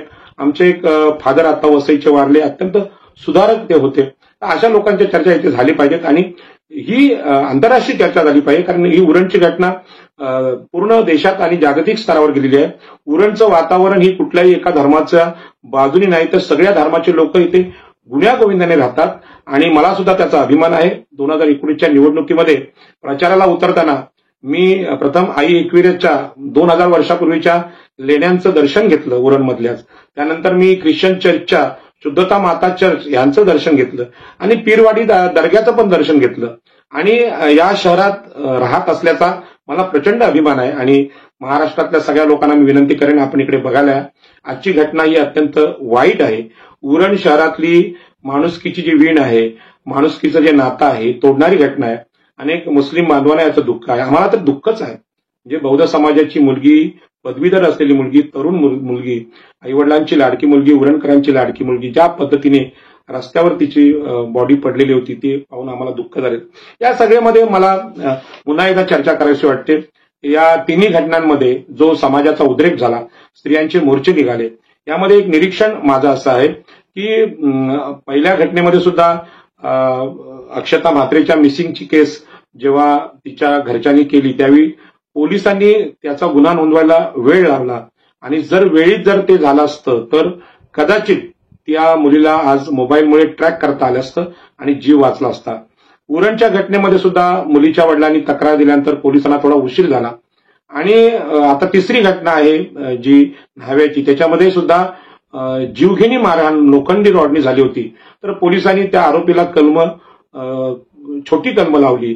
खुनाची किंवा माणसाला मारण्याची जी कलम असतात ती लावली नाही, असा आरोप पोलिसांवर होतो. यामध्ये पोलिसांचं थोडंसं दुर्लक्ष यामध्ये झालेलं आहे. आणि जर आपण सगळे भारतीय संविधानाला मानणारे लोक आहोत आणि संविधानिक व्यवस्थेनुसार पोलिसांकडे गुन्ह्याची नोंद करण्याचं काम आम्ही केलेलं आहे, गुन्ह्याला शासन करण्याचं काम दिलेलं आहे, तर त्यांची गतिमानता आवश्यक आहे. आणि म्हणून या सगळ्या तिन्ही प्रकरणामध्ये पोलिसांच्या कार्यक्षमतेविषयी चर्चा होताना दिसत नाही. चर्चा ही एकामेका धर्माला, जातीला दोष देण्याची आहे, ते चुकीचं आहे. आपण भारताचं संविधान स्वीकारलेलं आहे, भारताच्या संविधानाचे कायदे आयपीसी स्वीकारलेले आहे. आता आधुनिक नवीन कायदे मोदी सरकारने आणले. या कायद्यांचा जो प्रवास आहे त्याची अंमलबजावणी करण्याचं काम पोलिसांचं आहे. आणि म्हणून खूप दिवसानंतर मी यावर भाष्य करतोय, कारण पहिला अधिकार आम्ही पोलीस बांधवांच्या तपास यंत्रणेने दिला. आणि आज पोलिसांचं, उरण पोलिसांचं, नवी मुंबई पोलिसांचं मी अभिनंदन करतो की अक्षता म्हात्रेच्या केसमध्ये आरोपींना त्यांना पकडून कोर्टात हजर करण्याचं काम ऑलरेडी झालेलं आहे. तिच्या सासरच्या लोकांना सुद्धा तुरुंगात टाकलं गेलेलं आहे. याच पद्धतीने उरणची जी केस आहे, यशस्वी शिंदे हिच्या आरोपीला आजच सकाळी पोलिसांनी कर्नाटकातून पकडून आलेलं आहे, दाऊद शेख या तरुणाला, आणि त्याच्यावर गुन्हे नोंद करण्याची प्रक्रिया सुरू केलेली आहे. पोलिसांचं मी तिन्ही घटनांच्या बाबतीत अभिनंदन करतो. नंतर न्हाव्याची जी तरुणी आहे तिला मार करणाऱ्या तरुणाला सुद्धा अगोदर जी कलम लावली होती, लोकांचा मोर्चा निघाल्यानंतर ती कलम लावली गेली. हे तिन्ही घटनांमध्ये पोलिसांचं अभिनंदनच आहे. परंतु लोकांची अपेक्षा वेगळी आहे. तरुण मुली, विवाहित मुली जेव्हा बाहेर फिरतात तर संविधानाच्या काळात त्यांना देवावर विसंबून किंवा धर्मावर विसंबून आता कोणी सोडायला तयार नाही. आता देव धर्म हा बाजूला ठेवून भारतीय संविधान हा आमचा जगण्याचा मार्ग झाला असेल तर पोलीस हे आमचे रक्षक आहेत. आणि म्हणून पोलिसांना जे अधिकार दिलेले आहेत त्या अधिकारांचा उपयोग आधुनिक यंत्रणा जर पोलिसांनी राबवली, आज मोबाईल ट्रॅक करणं किंवा अनेक त्याच्यामध्ये प्रगती आपल्या विज्ञानाने केलेली आहे आणि याचा शोध घेऊन आपण तात्काळ कारवाई करू शकतो. मिसिंगच्या केसमध्ये 24 तास वाट पाहण्याची आज गरज नाही, कारण आपल्याला असं वाटतं की एखादी मुलगी घरातून गेलेली आहे, ती रागावून गेली असेल, ती परत येईल असं वाटतं. परंतु परत येण्याचे मार्ग आता कमी दिसायला लागलेत आणि ज्या गेलेल्या मुली आता अशा ठिकाणी गेल्या त्या कधीच परत येणार नाहीत. आणि म्हणून दोन्ही मुलींच्या बद्दल खूप दुःख आहे. आणि हे जे दुःख आहे या दुःखावर देवाकडे उतारा नाही, धर्माकडे उतारा नाही. ज्या आईवडिलांनी या मुलींना जन्म दिला, ज्यांनी मोठं केलं, त्यांच्या दुःखाचा जो अनुभव आहे तो आपल्याला येऊ शकत नाही, कारण ज्याचं दुःख त्यालाच कळतं. माझ्या हाताला जर चटका लागला आगीचा, त्याचा अनुभव मलाच येऊ शकतो. दुसऱ्याच्या अनुभवाची आपण कल्पना करू शकत नाही. म्हणून हे सगळे अनुभव आहेत त्या आईवडिलांना आलेत. त्या आईवडिलांचे अश्रू आणि आक्रोश पाहून मी सुद्धा प्रचंड दुःखी आहे. आणि म्हणून आता गेलेला जीव तर परत येत नाही, परंतु असलेल्या जीवाचं रक्षण कसं करायचं या बाबतीत आपल्या देशात फार मोठी चर्चा चार्वाकांनी केलेली आहे, भगवान बुद्धांनी केलेली आहे, भगवान महावीरांनी केलेली आहे. आणि डॉक्टर बाबासाहेब आंबेडकर यांच्या संविधानाने त्याच्याविषयीची जबाबदारी ही सरकारवर सोपवलेली आहे. प्रत्येक माणसाचा जीव हा मौल्यवान आहे आणि त्या जीवाचं रक्षण करणं, त्याच्या संपत्तीचं रक्षण करणं, त्याच्या अब्रूचं रक्षण करणं, हे सगळे अधिकार संविधानाने या देशातल्या सरकारांना दिलेले आहे. म्हणून या देशाचे पंतप्रधान नरेंद्र मोदी, अमित भाई शहा जे देशाचे गृहमंत्री आहेत, या देशाचे मुख्यमंत्री एकनाथराव शिंदे, या देशाचे गृहमंत्री, या महाराष्ट्राचे गृहमंत्री देवेंद्र फडणवीस, आपण राज्यकर्ते आहात, तुम्ही लोकशाही पद्धतीने निवडून आलेले आहात आणि तुमच्यावर आम्ही ही सगळी जबाबदारी सोपवलेली आहे. यामध्ये पुन्हा अशी घटना घडू नयेत, स्त्रिया या सुरक्षित राहाव्यात, यासाठी आपण कायद्याची अंमलबजावणी, काटेकोर अंमलबजावणी पोलीस स्टेशननी करावी. यासाठी पोलिसांना आधुनिक शस्त्र, आधुनिक सुविधा आधुनिक मोबाईल यंत्रणा दिल्या पाहिजेत. मी जी अवस्था बघतोय आज उरण पोलीस स्टेशनच्या परिसराची, तिथे उरण तहसील पण आहे, तिथे अत्यंत घाणेरडी शौचालय आहेत. मी कल्याण न्यायालय पाहिलं, तिथे सुद्धा लघवीला जायला कुठली जागा नाही. प्रचंड घाण आणि घाणेरडा वास तिथे येतो. आमच्या न्यायालयामध्ये आम्ही नागरिकांना सुविधा देत नसू, पोलिसांना या साध्या सुविधा आपण देत नसू, आणि आता पोलीस दलामध्ये मोठ्या प्रमाणात महिला आहेत, त्यांना ह्याच सुविधा नसतील तर ते त्या गुन्हेगारांशी लढतील कशा, असा मोठा प्रश्न आहे. मग पोलिसांच्या आहाराचा विषय असेल, पोलिसांच्या राहण्याचा विषय असेल आणि पोलीस दलातील महिलांचा विषय असेल. आणि म्हणून आता उरणच्या बाबतीत ज्या घटना, हा जो परिसर आहे उरण, पनवेल, रायगड, अलिबाग, हा मातृसत्ताक परिसर आहे, म्हणजे स्त्री प्रधान आहे. इथे लग्नात हुंडा घेतला जात नाही, अर्थव्यवस्था महिलांकडे आहे, लग्न लावण्याचं काम महिला करतात आणि सार्वजनिक जीवनात महिला सगळ्या जबाबदारीने वागतात. आणि आधुनिक मुंबई परिसरामध्ये आता मेट्रो, रेल्वे, विमानतळाचं जाळ आहे आणि आता रात्रीच्या वेळी एखादं विमान उतरलं किंवा रेल्वेने 2 ते 3 वाजता सुद्धा महिला घरी येत असतात किंवा नाईट ड्युटीला पण जात असतात.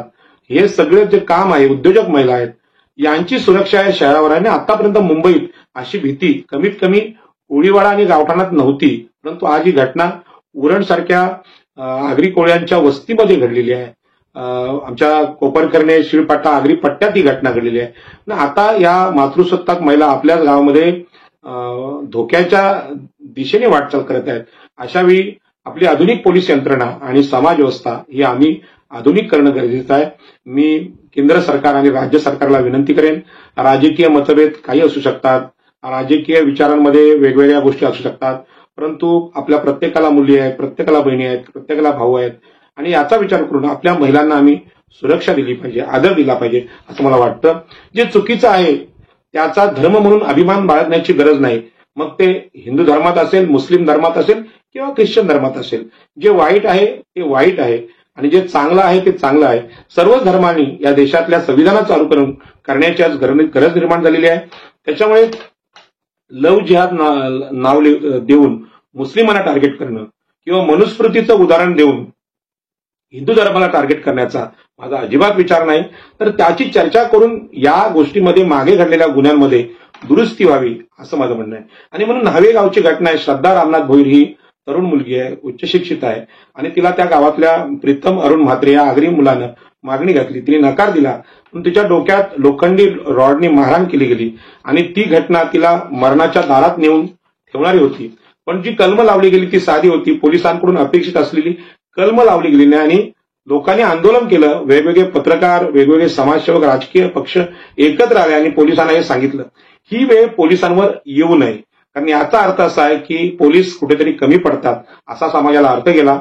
आंदोलन करायची वेळ आली. या बाबतीत मी देवेंद्र फडणवीस यांना सांगेन की आपल्या पोलिसांचं आधुनिकीकरण झालं पाहिजे आणि ज्या वेगवेगळ्या समाजातले दोष आहेत त्यांची चर्चा, म्हणजे मनुस्मृती असेल किंवा मुस्लिमांतली बुरखा पद्धत असेल किंवा चुकीच्या धार्मिक पद्धती असेल, यांना परिचित करून दिलं पाहिजे आणि त्या धर्माची जी मानसिकता आहे, गुन्हेगारांची मानसिकता काय याची सुद्धा चर्चा पोलिसांमध्ये झाली पाहिजे. म्हणून अशा घटना मग घडणार नाहीत आणि म्हणून आंतरजातीय, आंतरधर्मीय लग्नांचं स्वागत, विवाहांचं स्वागत आम्ही करतो, कारण धर्मभेद आहे, जातीभेद हा नष्ट व्हावा. परंतु प्रत्येकाच्या पद्धती वेगळ्या आहेत आणि त्यातून असे चुकीच्या गोष्टी घडतात तेव्हा समाजाला यामध्ये चिंतन करावं लागतं. आपल्याकडे आर्ची आणि परशा चित्रपट आला होता आणि मग उच्च जात लहान जातीबरोबर कसं वागते, तसं हिंदू मुस्लिम विवाहामध्ये आपण पाहिलं असेल गदर, तो सनी देओलचा एक चित्रपट आहे गदर, किंवा ही आताची घटना आहे. या घटना भयानक आहेत आणि असं महिलांचा द्वेष करण्याचं समर्थन जगातला कुठलाच धर्म करत नाही आणि कोणी करत असेल तर त्यामध्ये सुधारणा घडवण्यासाठी मी आपल्यासमोर हे बोलतोय. आणि म्हणून आगरी समाजातल्या मुलगी आणि मुलामध्ये झालेला वाद हा अत्यंत आगरी समाजाला, कोळी समाजाला चिंतन करणारा वाद आहे. मी नेहमी अभिमानाने सांगतो, काळा असो हा गोरा असो, रेतीवाला नवरा पाहिजे. हे मुलीचं स्वातंत्र्य गीत आहे, तो मुलीचा अधिकार आहे मी कोणाशी लग्न करावं. तिच्यावर जबरदस्ती करणारा आगरी तरुण हे समाजाच्या अधोगतीचं लक्षण आहे. जो बहिणींचे, मुलांचे, आईचे अधिकार नाकारतो तो आगरी कोळी कसा, हा प्रश्न मी समाजाला विचारतो. मी एकदा एका काही कार्यक्रमात गेलो होतो आणि मला तिथे विचारलं की बाबा रे, तुम्ही जेवताना दारू पिणार की नाही, दारूच्या बाटल्या ठेवल्या. तेव्हा मी सांगितलं की बाबा मी दारू पित नाही. तेव्हा मला त्या आयोजकाने विचारलं की दारू पित नाही तो आगरी कसा. म्हणजे बाकीच्या समाजाने व्याख्याच करून टाकली, दारू आगरी कोळी म्हणजे दारू पिणारा, म्हणजे असा समाजाचा परिचय झाला. पण मी दारू पित नाही हा माझा परिचय मी करून दिला. याच पद्धतीनं आम्ही हुंडा न घेणारे लोक, आम्ही स्त्रियांना आदर देणारे लोक, अशा संस्कारांच्या गप्पा मी मारत होतो. आज मीच आपल्या सगळ्या समाजाची माफी मागतो.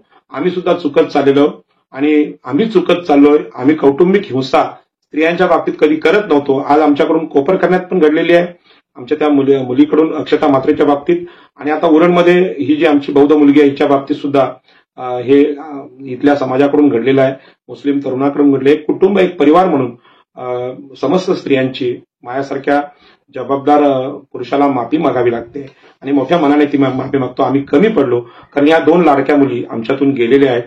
भांडण झालं असतं, लागलं असतं, कुठेतरी जिवंत सापडल्या असत्या तर त्याच्यावर उपचार झाला असता. पण मुली मरणं, तरुण मुली मरणं यासारखी देशाला लाजीरवाणी कुठली गोष्ट नाही.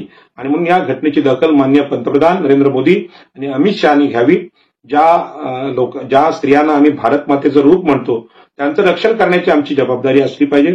देशाच्या सीमेवर आमचे सैनिक आमचं रक्षण करण्यासाठी छातीवर गोळ्या झेलतात, परंतु या देशातली स्त्री, आमची भारत माता, आमच्याच हातून जर अशा प्रकारे क्रूर हत्या होऊन मरत असेल, बलात्काराने मरत असेल, तर यापेक्षा शरमेची, लाजेची दुसरी गोष्ट नाही.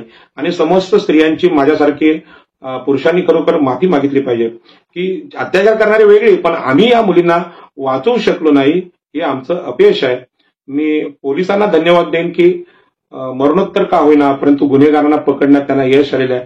पण पोलिसांकडून आम्हाला असं अपेक्षित आहे अशा प्रकारचे गुन्हे घडू नयेत आणि म्हणून पोलीस आणि समाज यांनी एकत्र काम केलं पाहिजे असं मला वाटतं.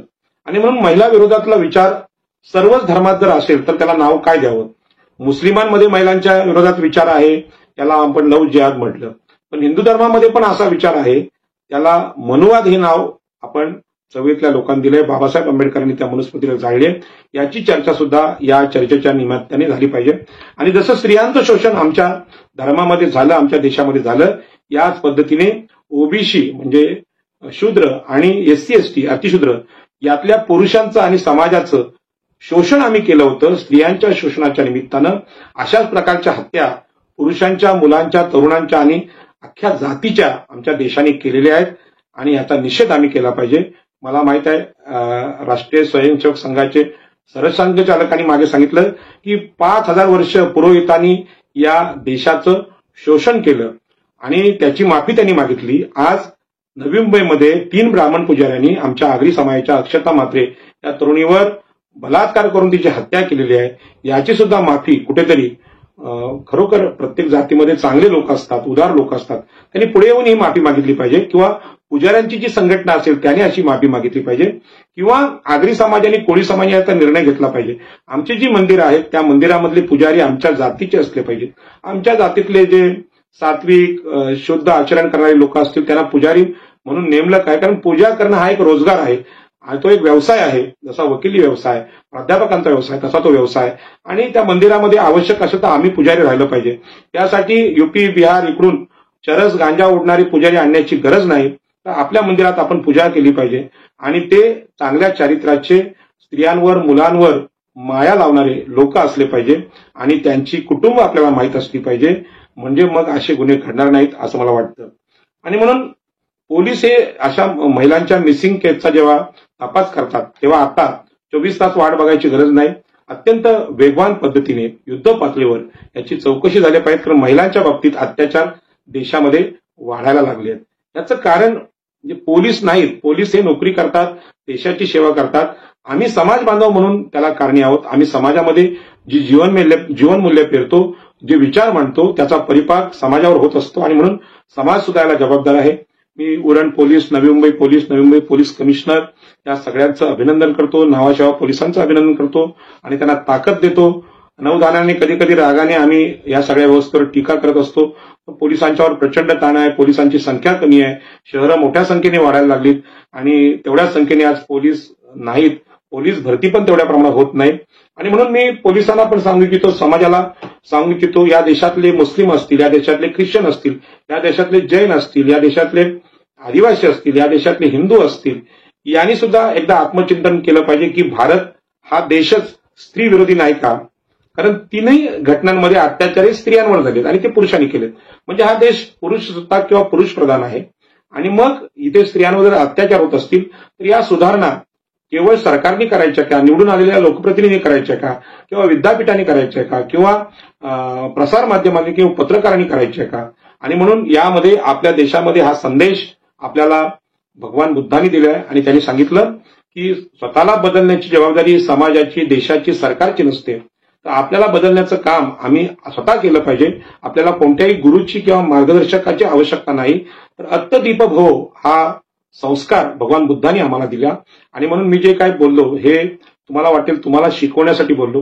हे बोलत असताना एक प्रॅक्टिस आहे आणि ती प्रॅक्टिस स्वतःसाठी असते. माझ्या मनाला जे दुःख मागच्या या तिन्ही घटनांनी झालं ते व्यक्त मी करू शकत नव्हतो, इतकं दुःख झालं होतं. यावर बोलायचं तरी कसं, बोललं तर लोकांना राग येतो, लोक दोष देतात. आणि म्हणून बाबासाहेब आंबेडकरांनी जो आदर्श आम्हाला दिला, समाजाच्या, धर्माच्या, सार्वजनिक जीवनाच्या, राष्ट्राच्या व्यवस्थेची चिकित्सा आम्ही केली पाहिजे. हा देश एका धर्माचा नाही, कुठल्याही एका धर्माचा नाही. आणि त्याचं नाव हे इंडिया आहे, भारत आहे. या देशाचं नाव हिंदुस्थान असं कधीच नव्हतं.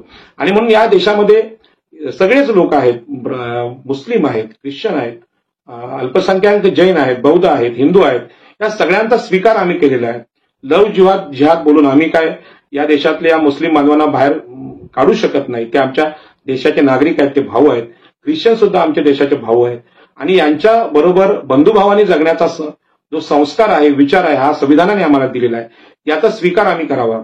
जे कट्टर हिंदुत्ववादी आहेत, आता फेसबुकवर माझ्यावर खूप टीका झाली की मी तिथे एक पोस्ट टाकली होती की बाबा नवी मुंबईतली घटना ही ब्राह्मणांनी बलात्काराने अत्याचार एका हिंदू स्त्रीवर केलाय, तो कोणता जिहाद आहे. आणि उरणमध्ये बौद्ध मुलीवर मुस्लिम तरुणांनी अत्याचार केला, त्याला लव जिहाद आहे. मग हा कोणता जिहाद आहे अशी चर्चा केली तर अनेकांना त्याचा राग आला. तुम्ही धार्मिक तेढ निर्माण करता असं लोक बोल. धार्मिक तेढ नाही तर ही चिकित्सा आहे. आणि धर्मचिकित्सा आपला अधिकार आहे, तो संविधानाने दिलेला आहे. जसा धार्मिक श्रद्धा ठेवण्याचा अधिकार आहे तसं विज्ञानवादी चर्चा आणि धर्मचिकित्सा करण्याचा आपल्याला अधिकार आहे. खरं म्हणजे बहुजन संघटकांवर याची मोठी चर्चा व्हावी. नवी मुंबईतल्या कुठल्या चॅनलवर असं दिसत नाही. या काळात एक घडलेली घटना जी दुर्लक्षलेली आहे ती मी सांगतो की ही जी घटना घडली त्यामध्ये उरणमध्ये फार मोठे मोर्चे निघाले, उद्रेक झाला. आणि तिथे बाजूलाच एक वस्ती आहे, बोरी म्हणून गाव आहे. तिथे खरं म्हणजे ती मातंग आणि दलित वस्ती आहे. त्याच्यामध्ये हा जो आरोपी आहे मुस्लिम दाऊद शेख, तो 5 वर्षापूर्वी राहायचा. नंतर त्याला पोस्को कायद्याखाली कारवाई झाली, तो कर्नाटकला गेला. परंतु तो जिथे राहत होता ते भाड्याचं घर होतं. परंतु जमावाने भगवे झेंडे घेऊन जय श्रीरामच्या घोषणा देऊन त्याची ती घरं जाळली. समाजाच्या मनात त्याच्याविषयी प्रचंड राग आहे. लोक सांगतात त्याला आमच्या हातात द्या, आम्ही चौकात त्याला मारू वगैरे वगैरे आक्रमक घोषणा देतात. परंतु आपल्या देशाने संविधान स्वीकारलेलं आहे. एखाद्या आरोपीला पोलीस गुन्हेगार आणि न्यायालय गुन्हेगार म्हणून सिद्ध करत नाही तोपर्यंत त्याला फाशी देण्याचा अधिकार कोणालाही ते न्यायालय फाशी ठरवेल. परंतु लोकांचा राग असतो. लोकांनी राग व्यक्त केला आणि तिथली घरं तोडली. माझं लक्षात असं आलं का हा विषय हा कायदा हातात घेण्याचा विषय होता. आणि तो जो धोका आहे तो त्या वस्तीला आहे असं मला वाटायला लागलं. कारण याच पद्धतीने दिल्लीमध्ये मुस्लिम वस्तीला बुलडोजर लावला गेला. अनेक अशा दलित वस्त्या आता आपल्याला माहित आहे की मुंबईमधली एक वस्ती अशी प्लॉट रिकामा करण्यासाठी तोडली गेली आणि ती वस्ती तोडण्यामागं बिल्डर लॉबीचा हात होता. पोलिसांना हाताशी घेऊन तोडली गेली. मागासवर्गीय वस्तींवरचा असा हल्ला तिथे झाला आणि त्यांना घरापासून वंचित केलं झालं. कदाचित उरणमध्ये असा हेतू मला दिसला. कारण येत्या 5 ऑगस्टला हजारेक घरांवर चांजे ग्रामपंचायतीमध्ये सिडकोचा घरं तोडण्याचा, भूसंपादन करण्याचा आदेश निघालेला आहे. या सगळ्या धार्मिक ध्रुवीकरणामध्ये मागासवर्गीयांच्या वस्त्या तोडण्याचा सरकारचा हेतू नाही ना, याचा तर्क महाराष्ट्राने करावा, देशाने करावा. कारण हे जे आता व्यापारी वृत्ती देशात फोफावलेली आहे त्यामध्ये गरिबांना राहायला गरज नाही, छोटी गरज नाही. जी घरं आहेत ती 5 कोटी, 2 कोटी, 3 कोटीची नवी मुंबई, मुंबईच्या परिसरात आहे. आणि झोपडपट्ट्यांमध्ये लोक जे गरीब कष्टकरी लोक राहतात त्यांच्या घरं ही अतिक्रमण आहेत, उच्चरण जागेत आहेत, सरकारी जागेत आहेत. आणि म्हणून या तापलेल्या वातावरणाचा फायदा घेऊन ती घरं तोडण्याचा डाव सरकार म्हणून ज्यांना आपण म्हणतो त्यांचा असेल तर मी मान्य देवेंद्र फडणवीस यांना विनंती करेन अशा प्रकारचं कपट आपल्या नागरिकांशी सरकारने करू नये. मान्य मुख्यमंत्र्यांना माझी विनंती आहे. आणि म्हणून मातृसत्ताक विचार हा कोकणचा खास विचार होता. ती मातृसत्ता, महिला अर्थव्यवस्था, महिला कुटुंब संस्था आज धोक्यात आलेली आहे. याचं खूप मोठं दुःख आहे. आणि म्हणून सुरुवात जी मी केली, संस्कार हे कायमस्वरूपी नसतात, संस्कार हे सातत्याने करावे लागतात. कालचे संस्कार आज विसरले जातात. काल आपण व्यायाम केला होता तो आज उपयोगी नसतो, पुन्हा एकदा व्यायाम करायला लागतो. काल आपण आंघोळ केली होती, ती काल केली होती म्हणून आज करून चालत नाही, तर रोज आंघोळ करावी लागते. काल आपण जेवलो होतो म्हणून आता जेवायचं नसं नाही. तसं जेवण, आहार, विहार, स्वच्छता ही रोज करावी लागते. तसं मानवी मनावर चांगल्याचा संस्कार आणि ताजेपणाचा संस्कार, जागरूकतेचा संस्कार आम्ही रोज केला पाहिजे. आणि हे करण्यासाठी हा जो नवीन युगाचा संस्कार डॉक्टर बाबासाहेब आंबेडकरांनी आम्हाला दिलेला आहे तो संविधानाचा संस्कार आहे. संविधानिक चर्चा आमच्याकडे झाली पाहिजे. मी जी काही चर्चा केली ती संविधानाने दिलेल्या अधिकारानुसार आणि संविधानिक जीवन मूल्यांची चर्चा केली. संविधानाने भारतीय स्त्रियांना पुरुषांनी इतका समान अधिकार दिलेला आहे. तो अधिकार वेगवेगळ्या धर्मातल्या स्त्रियांना समानतेने दिलेला आहे. कुठल्या धर्माचा याला विरोध असेल त्याची चर्चा विधानसभेत झाली पाहिजे, लोकसभेत झाली पाहिजे, न्यायव्यवस्थेत झाली पाहिजे, मीडियामध्ये झाली पाहिजे आणि सोशल मीडियावर पण झाली पाहिजे. म्हणून ही चर्चा सुरुवातीपासून शांतपणे ऐकण्याचा ज्यांनी प्रयत्न केला त्यांना मी धन्यवाद देतो आणि माझं लांबलेलं बोलणं थांबवतो. जय हिंद, नमो बुद्धाय आणि जय भारत. धन्यवाद.